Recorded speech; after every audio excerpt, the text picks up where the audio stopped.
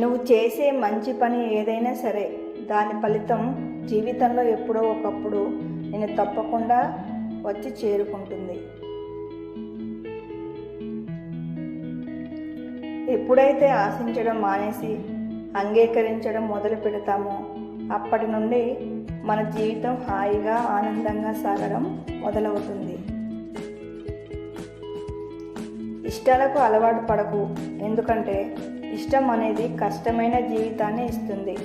అదే కష్టానికి అలవాటు పడు, తిరిగి ఇష్టమైన జీవితాన్ని బహుమానంగా ఇస్తుంది.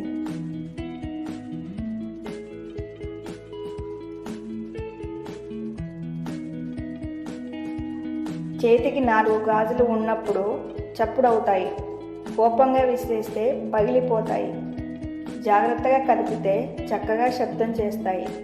అట్లాగే బంధాలు కూడా పదిలంగా చూసుకుంటే సంతోషాన్ని ఇస్తాయి, దురుసుగా ఉంటే బాధనిస్తాయి.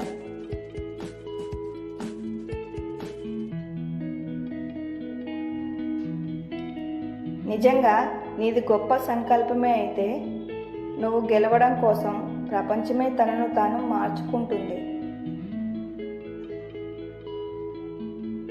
అహంకారాన్ని వదిలేస్తే తప్ప మమకారాన్ని పొందలేవు. ఎదుటి వాళ్ళను కింద పడేలా కొట్టడం కాదు బలం అంటే, కింద పడిన వాళ్ళను పైకి లేపగలగడం. వదిలేస్తే జారిపోయే వాటిని పట్టుకోవడం కన్నా పట్టుకుంటే మనతో ఉండిపోయే వాటితో ఉండిపోవడం ఉత్తమం. అది జీవితమైన బంధమైన.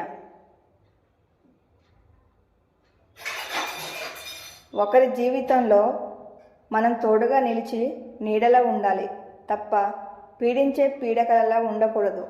ఒకరి జీవిత ప్రయాణంలో మన అడుగు వారికి ఓ తీపి గుర్తులా నిలవాలే తప్ప మాయని మచ్చలా నిలిచిపోకూడదు.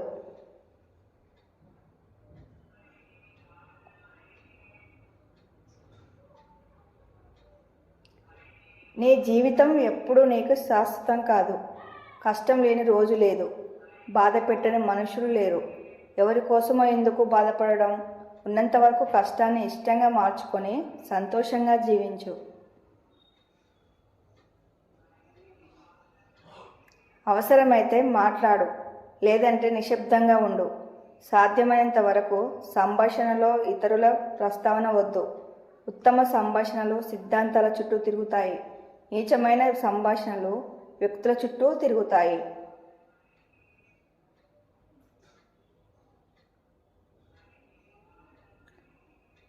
అనుకున్నంత సులువుగా అందం జీవితం ఉండదు.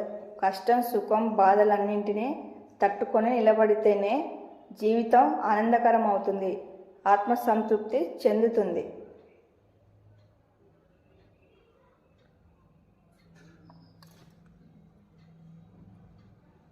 Please subscribe channel, YouTube channel. Share చేయండి, లైక్ కొట్టండి.